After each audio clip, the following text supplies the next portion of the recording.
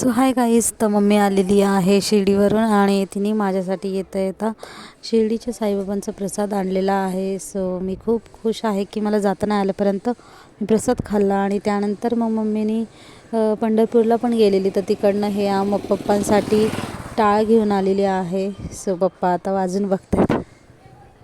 टाळ आणल्याबद्दल तिला लाख लाख धन्यवाद. बघा वाजतोय का तिला सुखी जीवन. राम कृष्ण हरी जय राम कृष्ण हरी जय जय.